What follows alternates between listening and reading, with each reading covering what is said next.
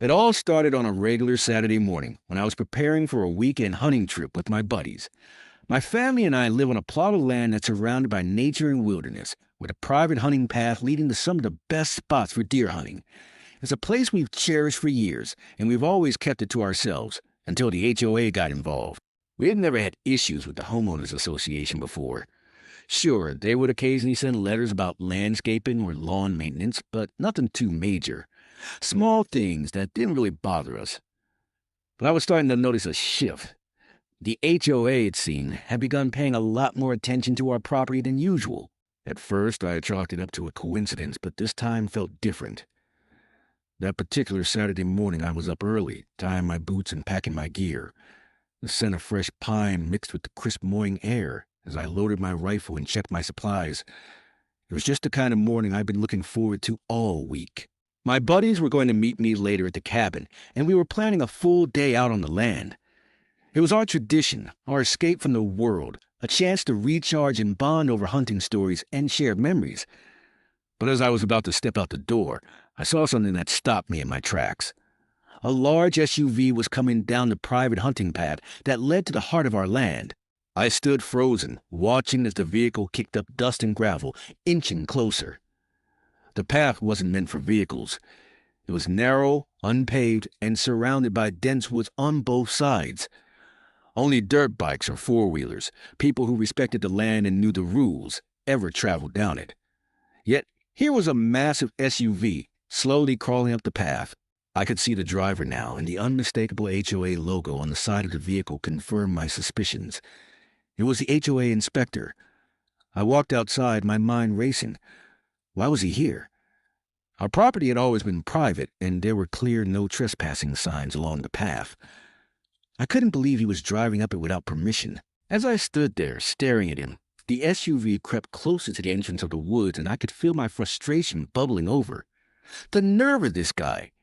I didn't know if it was his arrogance or simple ignorance, but he acted as if he had the right to be there. I wasn't about to let him think this was acceptable. I stepped forward and called out to him, my voice firm. "Hey, what do you think you're doing?" The inspector stopped, but didn't immediately get out of the vehicle. Instead, he rolled down the window slowly and looked at me with an expression that was half confused and half annoyed. "I'm just doing my job," he replied, not sounding apologetic in the slightest. "The HOA wants to make sure everything on the property is up to code. You know, standard procedure." "Standard procedure?" I echoed, my anger rising. "This is a private hunting path. You're trespassing on my land. I don't care what your standard procedure is. This is my property, and I don't appreciate you driving up here without asking." The inspector seemed unfazed by my response. "Well, I've got to check things out," he said casually. "Can't have a situation where your land isn't up to code now, can we?" I could hardly believe what I was hearing. The audacity of the HOA to come onto my land without any notice or permission under the guise of an inspection. They had no respect for my boundaries, and that was clear. I walked up to the SUV, my patience thinning. "I told you," I said, pointing to the signs along the path. "This is private property, and it's not for random inspections or people to just drive down. You're not welcome here." The inspector finally seemed to get the message. He gave a half-hearted shrug, rolled up his window, and started the SUV. But as he turned around and drove back down the path, I couldn't help but feel uneasy. I had a sinking feeling that this wasn't the last time I'd see him, or the last time the HOA would try to interfere with my land. As I stood there watching him leave, I realized this wasn't just about an inspector or a simple inspection. This was about control. The HOA had been stepping up their game, trying to impose rules that didn't belong to them and that they had no right to enforce. It was about them wanting to push us, the homeowners, into compliance with their own standards, regardless of our personal rights or privacy. And I wasn't going to let that slide. The land had been in our family for generations, and I wasn't going to let anyone take that away. The HOA's actions weren't just an annoyance anymore. They were a violation, and it was time for me to take action. The incident with the inspector marked a turning point. I knew that this wouldn't be the last time the HOA tried to cross a line. But next time, I would be ready. The game had changed, and I was prepared to do whatever it took to protect what was rightfully ours. I wasn't having any of it. I quickly grabbed my jacket, marched out the door, and walked down the path toward the SUV. The inspector was halfway up the narrow, dusty road, and when he saw me approaching, he stopped and rolled down the window with a smug look on his face.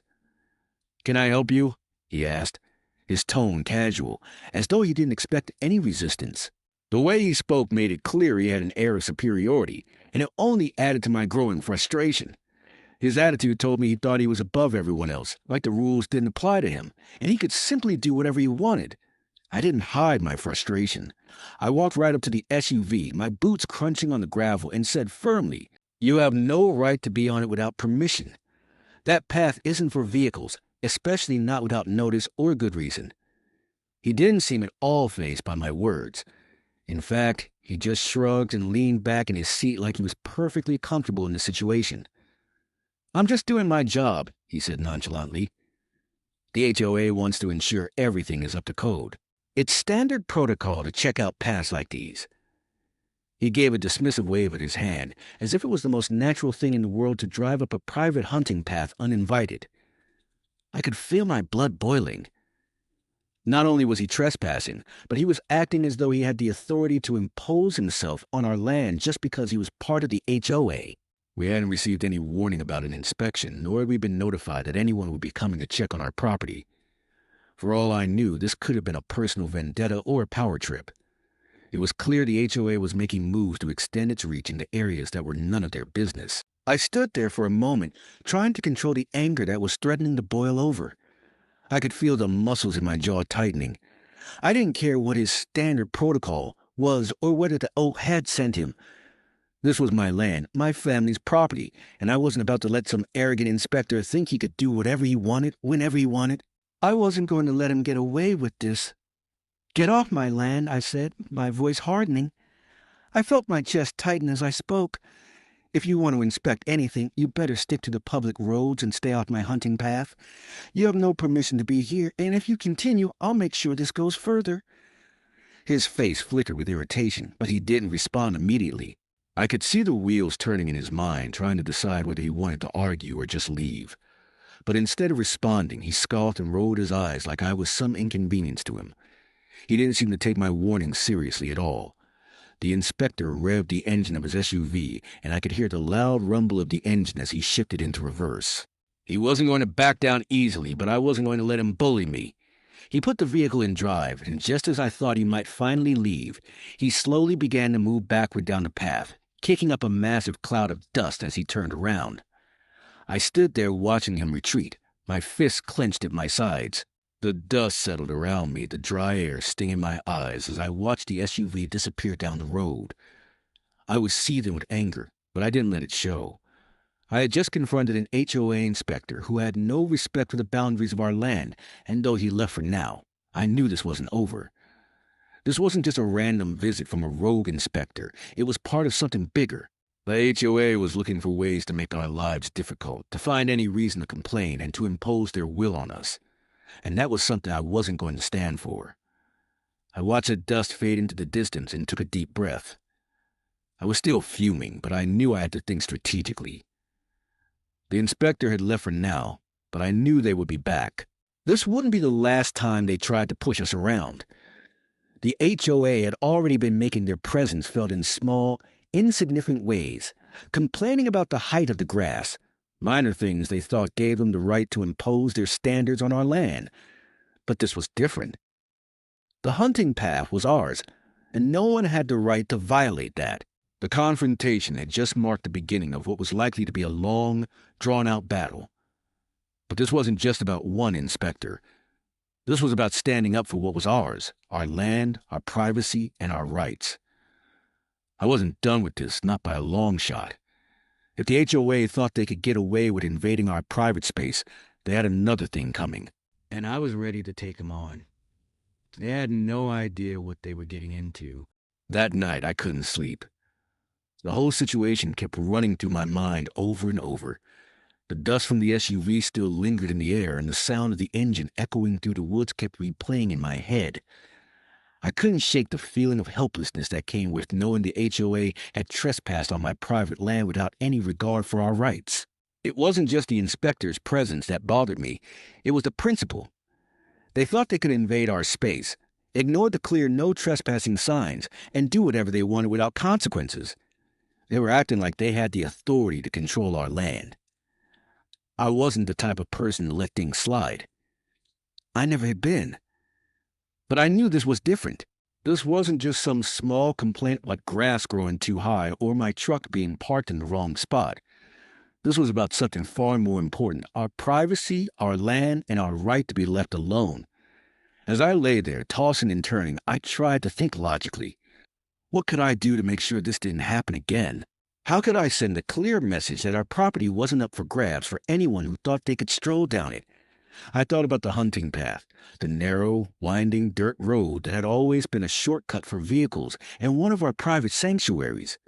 The path wasn't meant for anyone to casually drive down, and it had always been off limits. But with the SUV incident, it became clear that the HOA didn't care about boundaries, didn't care about our rights, and certainly didn't care about respecting our privacy. I couldn't just sit back and let them keep pushing us around. They had already invaded our space once, and if I let that slide, what would be next? Where would it stop? It was clear they weren't going to stop on their own. If I didn't do something about it, they'd keep testing the waters. The more I thought about it, the more I realized that I had to take action. It wasn't just about me anymore. It was about sending a message. A strong, undeniable message that would make it crystal clear to anyone that our land wasn't for them to invade. I thought about the path itself. It was a shortcut, yes, but it wasn't a road meant for everyday vehicles. In fact, it wasn't even a real road, just a natural path that ran through the woods. It was narrow and overgrown, barely wide enough for a standard vehicle to drive through. The HOA inspector had clearly assumed that since it was a path, he could use it without thinking twice. He had no respect for it, no respect for the land, no respect for the boundaries we had set, and no respect for our privacy. I needed to make it clear that this path was off limits for good. I thought about what would stop someone in their tracks. What could I do to make sure they couldn't just drive down it again without thinking twice? What could I put in the way to send the message that the path was not for them? I knew exactly what I had to do. I needed to block the path, not just with a few branches or a simple rope. I needed something that would make it impossible for any vehicle, HOA inspector or not, to drive down that path again. Something that would be visible and unavoidable, something that would make anyone think twice before even considering driving up our land again. The idea came to me as I thought about the effectiveness of obstacles, something that would force people to stop, take notice, and respect our space. I made up my mind. I was going to put spikes along the path. I wasn't going to destroy anything or damage the land, but I needed to make sure that no vehicle would be able to pass without damaging its tires. Spikes were effective. They were an undeniable deterrent, and anyone who came down that path would know they had crossed a serious line. It wasn't an act of violence. It was a practical solution, one that would prevent further trespassing. If the HOA or anyone else wanted to drive down that path, they would have to deal with the consequences, and I knew that once they encountered that obstacle, they wouldn't dare to try again. The next morning, I woke up early, feeling determined. I drove to the hardware store and bought the necessary materials: metal spikes, wood, and tools. I made sure the spikes were long enough to puncture tires, but not too long to cause any permanent damage. My plan was to place them strategically along the path, making sure they were hidden enough to not be seen easily, but placed just right to ensure no car could drive through without encountering them. It wasn't an easy task, and it took me several hours to position everything perfectly. But when I finished, I stepped back and looked at my work. The path was blocked. No one was getting through without noticing the spikes. I had created a clear boundary, and I felt a sense of satisfaction that I had taken control of the situation. It wasn't a drastic move. It was a measured response to a violation of our privacy, and it was exactly what was needed to send the message. I wasn't going to let the HOA push us around anymore. The next time they tried to invade our land, they would know exactly where the line was drawn. And this time there would be no ignoring it. Our land was ours, and it was time the HOA understood that. I didn't waste time.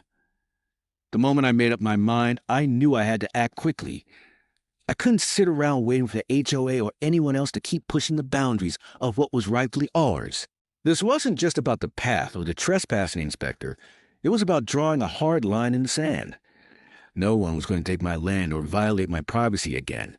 I had to make that clear, and I needed a solution that would be both effective and unmistakable. Without hesitating, I headed straight for the hardware store. As soon as I stepped inside, I walked to the section where they kept the heavy-duty metal spikes. The store had plenty of options, but I wasn't interested in anything flimsy. I needed something that would make an impact, something that would guarantee no vehicle could pass without damaging its tires. I picked out a set of large, heavy-duty spikes, ones that would puncture even the thickest tires. I knew this wasn't the most conventional solution, but sometimes unconventional methods get the job done. After all, I wasn't about to throw a temper tantrum or escalate things with unnecessary confrontation. I was going to solve this problem with precision and effectiveness, using a tactic that would force anyone who tried to cross that path to respect our land. This was my last line of defense, and I was going to make sure the message was loud and clear. As I loaded the spikes into my truck, I could feel the weight of the decision settling on my shoulders. It was a drastic measure, yes, but it was the only one that felt right. The path wasn't just some random stretch of road. It was an extension of our property, a place that had been in our family for generations. And no one, especially not some HOA inspector, was going to get away with disrespecting that. That afternoon, I drove down the path to where I knew the first signs of trespassing had occurred. The path wasn't just a dirt road. It was a private trail, flanked by thick brush and trees on both sides. It was designed for the purpose of hunting, and only a few people who knew the land and respected it, were ever supposed to travel down it. But I wasn't just trying to stop random trespassers. I needed to send a strong message to the HOA and anyone else who thought they could use our land without permission. I parked my truck at the beginning of the path and immediately set to work. I took the first metal spike and positioned it carefully along the edge of the road. I didn't place it directly in the middle of the path, because I didn't want anyone to accidentally see it too soon. Instead, I strategically placed the spikes just off the road, hidden behind some of the overgrown grass and fallen branches. This way, they would blend in with the surroundings, making them hard to spot until it was too late. One by one, I placed the spikes, making sure they were far enough apart to cover the width of the path, but still concealed by the natural debris. I used the leaves and twigs from the surrounding area to camouflage them further. I wanted to make sure that anyone who dared to drive down the path would have no way of avoiding them. If they didn't see them in time, their tires would puncture, and they would be forced to stop and turn around. I wasn't just laying spikes randomly. I was carefully considering every placement. I had to make sure the spikes would be in a position that would cause maximum disruption. The path wasn't straight. It had sharp turns, narrow spots, and rough terrain. I placed the spikes at the most vulnerable points where a vehicle might lose control or struggle to maneuver. As I finished placing the last spike, I stood back and surveyed my work. The path looked the same as it always had, but now there was an unseen obstacle, one that would stop any vehicle in its tracks. I couldn't help but feel a sense of satisfaction. I had taken control of the situation, and I had done it in a way that would be impossible to ignore. The path was no longer just a hunting trail. It was a line in the sand that no one could cross without consequences. I knew this was a drastic measure. I wasn't a person who typically resorted to these kinds of tactics, but when it came to protecting my property, my family, and my rights, I wasn't going to leave anything to chance. I had been pushed too far, and now it was time for the HOA to understand that their actions had consequences. I drove back to the house, feeling a mix of relief and tension. I knew that this was only the first step in a long process, but it felt like a victory in itself. The HOA had pushed me to the edge, but I wasn't going to let them get away with it. I had set my boundaries, and I was prepared for whatever came next. As the sun began to set, I took one last look at the path from the porch, knowing that no one would be able to cross it without facing the consequences. The message had been sent, and this time I had the upper hand. It didn't take long for the consequences to unfold. The very next day, as I was sipping my morning coffee, I spotted a familiar sight down the path. The same HOA inspector from the day before, only this time, he wasn't in his usual sedan. No, this time he was driving a company truck. It seemed like the HOA had sent their big guns, and he was making his way back up the path, likely thinking he could do whatever he pleased once again. I was watching him from my porch, a calm stillness overtaking me. I knew what was coming, and this time I wasn't about to back down. He was about to face the consequence of his disrespect for our privacy and land. He hadn't noticed a difference at first. The truck slowly rumbled forward. its tires crunching the gravel and dirt beneath it. I could see him through the windshield. He was probably thinking about what he would inspect today. But as soon as his truck hit the spot where I had placed the spikes, everything changed.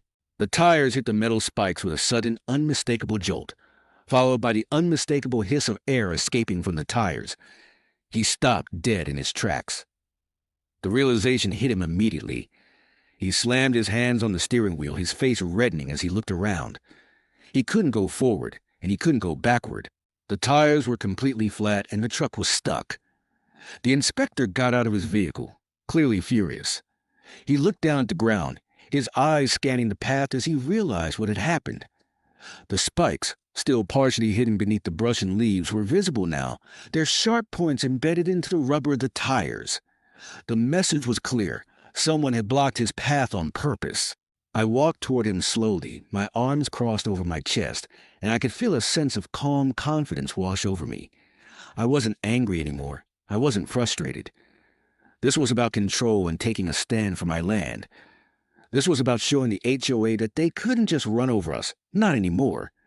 He stormed over to me, his face twisted with anger. "You think this is funny?" he shouted, his voice a mixture of disbelief and frustration. He was still trying to make it sound like I was the one who was out of line, like he had every right to be on my land. His face was flushed with rage, but I didn't back down. I didn't flinch. "I think it's a pretty clear message," I replied calmly, my voice steady and firm. "Stay off my land. Simple as that." He fumed, pacing around the truck like a cornered animal, kicking the dirt in frustration. His jaw clenched, but he didn't have anything to say. He knew he was in the wrong, and he knew there was no way to explain what had happened without sounding ridiculous. He opened his mouth to argue, but I cut him off. "You can call the HOA all you want, but the fact remains this path is private property and is off limits for anyone who doesn't have permission to be here. I've asked you to stay off it, and this is the result of your refusal to listen. Don't come back again." He glared at me, his frustration palpable, but there was nothing more he could say. After a moment of tense silence, he finally got into his truck, still seething with anger but unable to do anything. He didn't try to move the vehicle. Instead, he just stared at me for a moment longer, muttering under his breath before backing the truck up and turning around, driving off the path in defeat. That was the last time I ever saw that inspector anywhere near our land. The HOA's heavy-handed tactics had failed. They had thought they could push me around, but in the end, it was clear that they had underestimated my resolve. From that day forward, HOA stopped trying to meddle with us. I knew they wouldn't just give up. They'd probably try other tactics or send more inspectors. But they knew deep down that they couldn't bully us anymore. They could keep sending their notices and demands, but they would never again dare to trespass on our land. And that was something I made sure of. Sometimes, standing your ground and taking action, no matter how unconventional, sends the right message. It may seem extreme at first, but sometimes you have to take matters into your own hands. The respect that the HOA had for our property was non-existent, and I wasn't going to sit back and let them trample over our rights. They'd learned the hard way that we weren't going to back down. More of the story, always protect your space, your land, and your rights. If you don't, someone else will try to take advantage of it. Standing up for yourself isn't always easy, but it's necessary. Take control of your boundaries, and don't let anyone, whether it's an HOA, a neighbor, or anyone else, push you around. You have the right to defend your space, and sometimes that means taking action that gets people's attention. Protect what's yours, and don't let anyone take it from you.